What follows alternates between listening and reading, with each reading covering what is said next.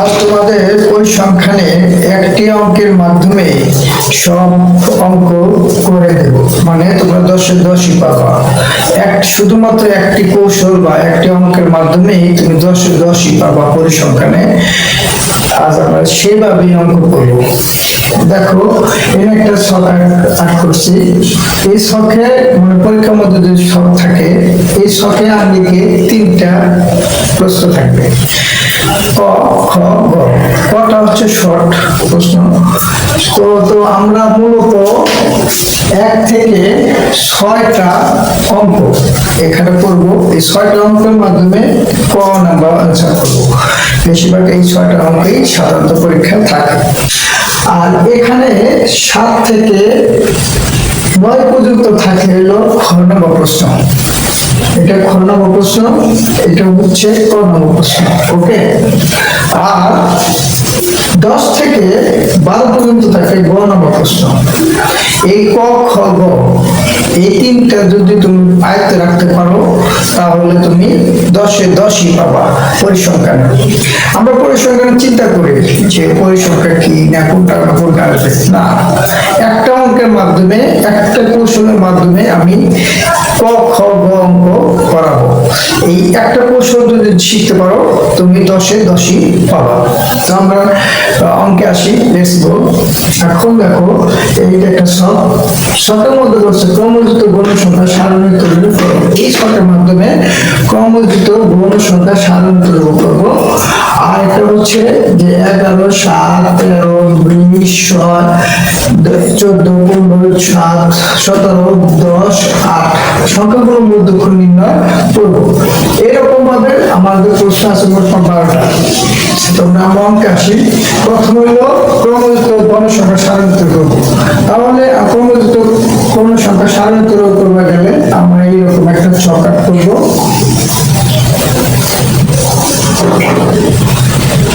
এটা 3টা ছক করবো। একটা কি শ্রেণী ব্যক্তি, এটা হলো 1 নম্বর প্রশ্ন উত্তর। ঠিক আছে, আমি সবটি ধারাবাহিকভাবে উত্তর সাজিয়ে তোমাদের দেখাবো। শ্রেণী ব্যক্তি, এটা হচ্ছে গৌণ সংখ্যা, আর এটা হচ্ছে ক্রমযুক্ত গৌণ সংখ্যা। ওকে। এখন শ্রেণী ব্যক্তি কত আছে? 45 থেকে 49, 50 থেকে 54, 55 থেকে 60, তারপরে 59, 60 থেকে 65, 65 থেকে 70, আর 70 থেকে 70, রাইট? আর কোন সংখ্যা কত আছে? 4, 8, 10, 20, 12, 6। এখন তুমি এখানে করলাম। এখন ক্রমযুক্ত গৌণ সংখ্যা কিভাবে তৈরি করবো? ক্রমযুক্ত গৌণ সংখ্যা এই যে 4 আছে, এই 4টা লিখবা, রাইট? এখন 4 আর 8 এটা যোগ করবা, তাহলে 4 আর 8 কত? 12, 12 আর 10 যোগ করবা কত? 22, 22 আর 20 যোগ করবা 42, 42 আর 12 যোগ করবা কত? 54, 54 আর 6 যোগ করবা কত? 60। তাহলে আমার এইটা হলো ক্রমযুক্ত গৌণ সংখ্যা। বলছি ক্রমযুক্ত গৌণ সংখ্যা সারণী তৈরি করো। এইটা একটা সারণী তৈরি করা, রাইট? 1 নম্বর প্রশ্ন তো শেষ। আসো এবার 2য় নম্বর প্রশ্ন আসো। 2য় নম্বর প্রশ্ন কি বলছে যে 11, 7, 13, 20, 6, 14, 15, 17, 10, 8 সংখ্যাগুলোর মধ্যক্ষণ নির্ণয় করো। এখন মধ্যক্ষণ নির্ণয় করবার গেলে আমার 3টা সূত্র আছে মধ্যক্ষণ। একটা হচ্ছে জোড় হলে কি হবে, বেজোড় হলে কি হবে, আর হচ্ছে একটা নরমালি যে সাধারণ একটা তোমার মধ্যক্ষণ সূত্র, সেটা। তারপর ধারাবাহিকভাবে সবই করতেছি। এখন বলছে সংখ্যাগুলোর মধ্যক্ষণ নির্ণয়। এখন সংখ্যা আছে কয়টা? 1, 2, 3, 4, 5, 6, 7, 8, 9, 10টা। তো 10টা নিচে জোড় ক্রমান্বয়ে অনুসারে সাজাবো। এখন এই সংখ্যাগুলোকে ক্রমান্বয়ে সাজাবো। তাহলে 2 নম্বর ক্রমান্বয়ে সাজালে কি আসে? প্রথমে 6 লিখবো সংখ্যাগুলোকে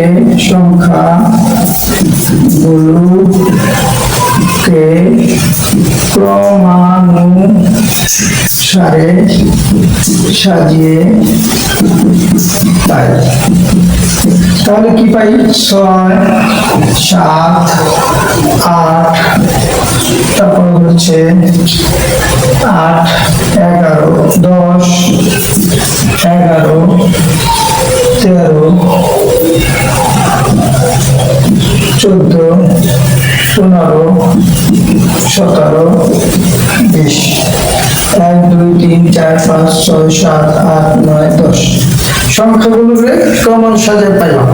এখন এই সংখ্যাগুলো মোট সংখ্যা আছে, মোট সংখ্যা আছে তোমার হচ্ছে 14টি 10টি, মোট সংখ্যা আছে 10টি এবং এটি এটি এগুলো এটি এটি এটি এটি জোড় সংখ্যা, জোড় সংখ্যা। যদি জোড় সংখ্যা হয় তাহলে মধ্যক হবে, মধ্যক সূত্র কি হবে? মধ্যক সূত্র কি? n/2 তম পদ প্লাস n/2 প্লাস 1 তম পদ বাই 2। তাহলে আমরা এটা লিখতে পারি n এর মানের জায়গায় মোট জোড় 10, তাহলে 10/2 তম পদ যোগ 10/2 প্লাস 1 তম পদ ভাগ 2। এখন দেখো 10 কে 2 দিয়ে ভাগ দিলে 5 তম পদ যোগ এটা কাটলে 5, তো 5 প্লাস 1 6 তম পদ ভাগ কত? তাহলে 5 তম পদ এখানে কতটা কোন জায়গা আছে? 1 2 3 4 5 11।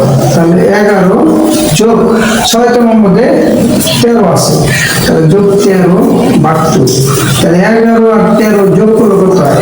24 ভাগ 2 সমান 12। সুতরাং 12 অ্যান্সার। ওকে, এইরকম ভাবে আমরা 2 নম্বর প্রশ্ন করলাম। এখন 3 প্রশ্নক শ্রেণীর মধ্যমান কত? ওই একই দেখো প্রশ্ন বলছে প্রশ্নক শ্রেণীর মধ্যমান কত। তার প্রচারের জন্য আমরা একটা ছক আঁক করব, রাইট? ছক আঁক করার পরে এই ছকটা আঁক করব, এই ছকটা আঁক করব, এই ছকটা আঁক করলাম। এখানে লিখবা জাস্ট শ্রেণী ব্যক্তি সম্পূর্ণ এই ছকটা আঁক করবা। আঁক করার পরে লিখবা এখানে প্রচারক হচ্ছে 20, এখানে প্রচারক হচ্ছে 20, তাহলে 20তম পদে 20তম পদে শ্রেণী ব্যক্তি হচ্ছে তোমার 60 আর 64। তাহলে এই বলছে শ্রেণী ঘন সংখ্যা, শ্রেণী প্রচারক শ্রেণী ব্যক্তি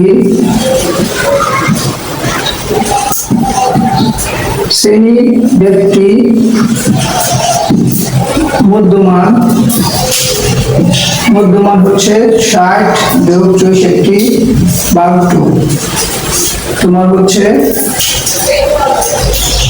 124 ভাগ 2। এটা গেলে 62, এই 62 অ্যান্সার। ওকে, এভাবে তুমি করবা, রাইট? এখন 6 নম্বর দেখো, মধ্যক শ্রেণী উল্লেখপূর্বক এফসি এর মান নির্ণয় করো। এখন দেখো এই ছকটা করব, কি দেখবো? এটা হচ্ছে শ্রেণী ব্যক্তি, আইটা হচ্ছে ঘন সংখ্যা, আইটা হচ্ছে ক্রমযুক্ত ঘন সংখ্যা। শ্রেণী ব্যক্তি কত আছে? 45 থেকে 49, 50 থেকে 54, 55 থেকে 59, 60 থেকে 66, আর 65 থেকে 70, আর 69, আর 70 থেকে 74। তাহলে এই ঘরে আছে আমার কত? 4 8, আর হচ্ছে 8 পরে 10 20, তারপর হচ্ছে 12, তারপর হচ্ছে 6, রাইট? এরকম ভাবে সুন্দর করে তোমরা শর্টকাট করবা, ঠিক আছে? সুন্দর করে শর্টকাট করবা। এখন দেখো এটা হচ্ছে 12। এখন দেখো এই যে শর্টকাট করলাম, তাহলে ক্রমযুক্ত গণসংখ্যা কিভাবে করে? ক্রমযুক্ত গণসংখ্যা 4 4 আর 8 12, 12 আর 10 22, 22 আর 20 42, 42 আর 54, আর হইলো 6 60। এখন বলছে এখানে প্রশ্ন কি বলছে? বলছে যে মধ্যক্ষ শ্রেণী উল্লেখযোগ্য, মধ্যক্ষ শ্রেণী উল্লেখযোগ্য এফসি এর মান কত? এফসি এর মান, তাহলে মধ্যক্ষ শ্রেণী এখানে আমরা কত গণসংখ্যা মান করে যোগ করবো, হয়েছে কত? 60। তাহলে 60 এর অর্ধেক কত? 60 এর অর্ধেক 30। তাহলে 30 এর এখানে লিখবা, এখানে n হচ্ছে তোমার 60, তাহলে n/2 হচ্ছে 60/2 সমান 30। তাহলে 30তম ঘরের মধ্যে আমার মধ্যক্ষ আছে, তাহলে 30তম পদ, তাহলে 30তম পদের মধ্যে মধ্যক্ষ আছে, তাহলে 30তম পদ কোনটা? 20 ঘরের মধ্যে আমার 30তম আছে পদ আছে, তাহলে এই 20 কেমনে আমরা বাই করলাম? 20তম, এখানে 4 আর 8 কত? 12, 12 আর 10 কত? 22। 22 ঘরে তো আমার মধ্যক্ষ নাই, মধ্যক্ষ আছে 20 ঘরের মধ্যে, তাহলে 20তম মধ্যে যদি থাকে, বলছে মধ্যক্ষ শ্রেণী উল্লেখযোগ্য এফসি এর মান নির্ণয় করো, মানে মধ্যক্ষতম, তাহলে 20তম পদে, তাহলে আমরা বলবো যে 30, তাহলে 30 আছে।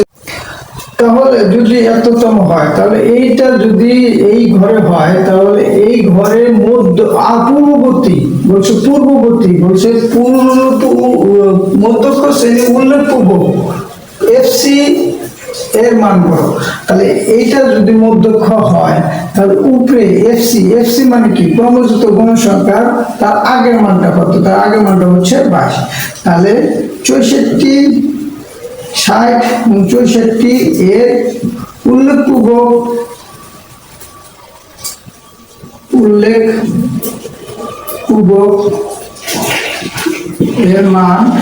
এর মান হবে 22। ঠিক আছে। আচ্ছা, এখন